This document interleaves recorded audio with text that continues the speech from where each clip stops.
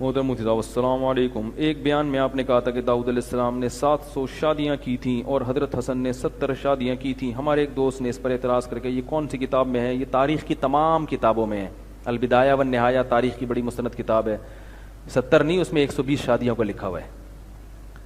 باقی حضرت حسن نے یہ 120 شادیاں کیسے کیں؟ 4 سے زیادہ تو جائز ہی نہیں ہے. تو وہ طلاقیں دے دے کے کرتے تھے.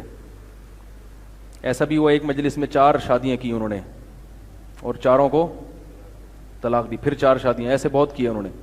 رہا یہ مسئلہ کہ اتنی طلاقیں دینا شریعت میں پسندیدہ ہے یا نہیں ہے، تو طلاق دینا شریعت میں پسندیدہ نہیں ہے. جمہور صحابہ کا یہی مذہب ہے.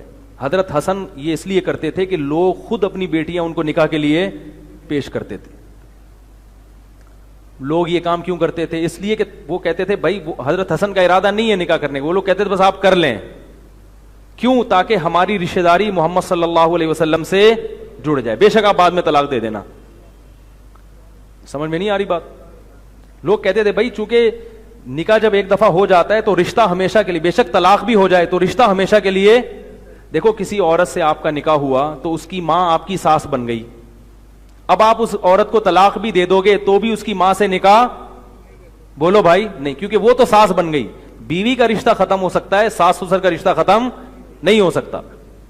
اسی طرح اس سے اگر آپ کی اولاد ہو گئی، اب حضرت حسن بعض دفعہ یہ ہوتا تھا کہ اولاد ہو جاتی تھی اس سے، تو لوگ اس اولاد پہ فخر کرتے تھے کہ ہمارا جو بیٹا ہے، یعنی ہمارا جو نواسا ہے، اس کا نسب کہاں جا کے ملتا ہے؟ محمد صلی اللہ علیہ وسلم سے. تو وہ فخر کرتے بھائی نبی سے رشتہ داری. تو اچھے خاندان میں رشتہ داری کی جس کو قدر ہوگی اس کو یہ فلسفہ سمجھ میں آئے گا، جس کو نہیں ہوگا وہ کہے گا یار یہ کیا ہو گیا. یہی وجہ ہے کہ حضرت علی رضی اللہ تعالیٰ عنہ ایک دفعہ کوفہ کے ممبر پہ کھڑے ہو گئے اور لوگوں سے ڈانٹ کے خطاب کرنے لگے کہ لا تزوج الحسن، میرے بیٹے حسن سے اپنی بیٹیوں اور بہنوں کا نکاح مت کیا کرو، فإنہ مطلاق، یہ طلاق دے دیتے ہیں. حضرت علی کو اس پہ تھوڑا سا کہ یہ طلاق کیوں دے دیتے ہیں. ان کو پتا تھا یہ طلاق دیتے ہیں ان کو دوبارہ رشتہ مل جاتا ہے، تو لوگوں سے کہنے لگے کہ ان کو رشتہ مت دیا کرو. تو لوگوں نے کہا کہ یہ بلے طلاق دے دیں، ہم ان کو رشتہ دیں گے. کیوں؟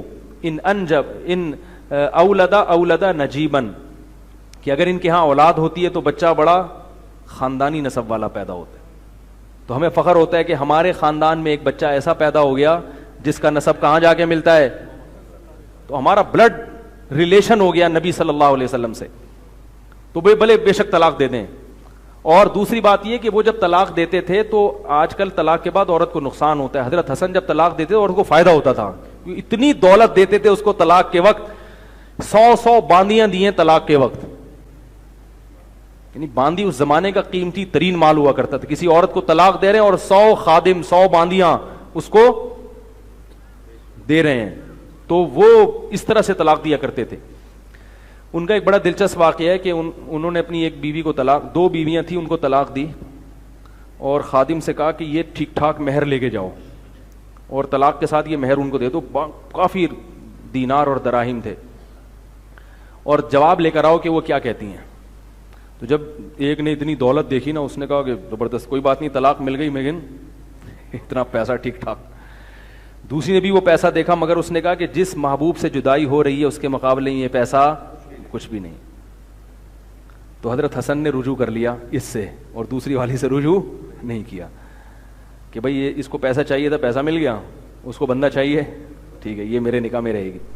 تو باقی حضرت علی رضی اللہ تعالیٰ عنہ نہیں کرتے تھے یہ کام. حضرت علی کی 4 بیویاں تھیں، ان کی باندی آپ کو وضو کروا رہی تھی.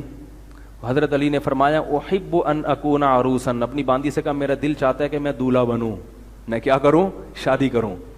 تو ان کی باندی نے کہا کہ آپ کے لیے کیا مشکل ہے، رشتوں کی کمی تھوڑی، آپ امیر المومنین ہو اور رسول اللہ صلی اللہ علیہ وسلم کے داماد ہو، آپ کے لیے کیا مشکل ہے. فرمانے لگے کہ 4 بیویاں موجود ہیں، کیسے کر لوں؟